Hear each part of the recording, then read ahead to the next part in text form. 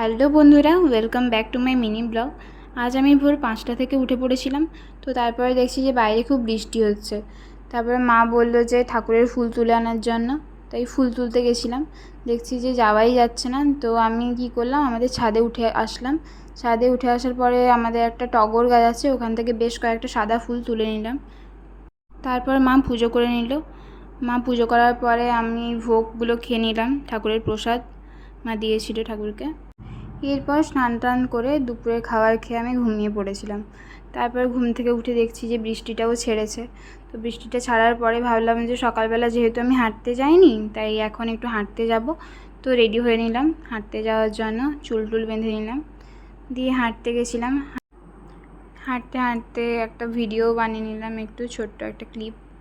তারপরে আমি ফিরে আসব, তখন দেখছি যে আমার একটা কিউট ফ্রেন্ড আমার বাড়ির কাছেই থাকে, সুন্দরী এই কিউট বেড়ালটা, ওর সাথেও দেখা হয়ে গেল। ও তো আমাকে বিনা পাত্তা দিয়েই চলে গেল।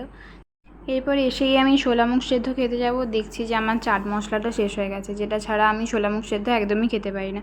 তাই আবার একটা নতুন চাট মশলার প্যাকেট কেটে ওটা মিশিয়ে খেলাম। তারপরে খাওয়া দাওয়ার পরে একটু খুব ভালো লাগলো, মানে অনেকক্ষণ খিদের পরে খেলে সবারই খুব ভালোই লাগে।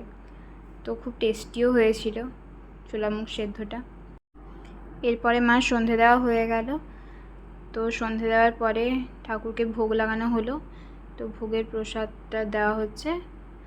এরপর আমি তোমাদেরকে একটা জিনিস শেয়ার করেছি, এটা আমাদের গোপু সোনা। আমাদের বাড়িতে দুটো গোপু সোনা আছেন। তো তারপরে আমার দুটো ভাই কোথায় চলে গেল আমি নিজেই জানি না, বাই বাই করে দিয়ে।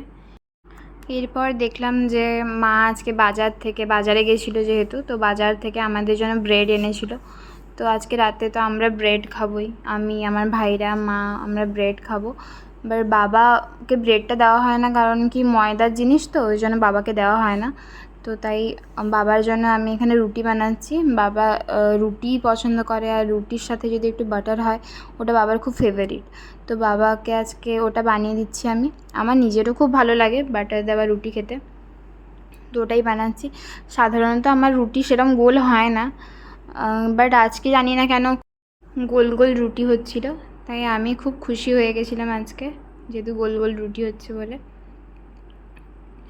আর এই সব রুটি বানিয়ে আজকের মতো এখানেই ভিডিওটা শেষ করছি। তোমরা জানিও কার কার এরম বাটার দেওয়া রুটি খেতে ভালো লাগে, অতি অবশ্যই কমেন্টে জানিও। Good night everyone.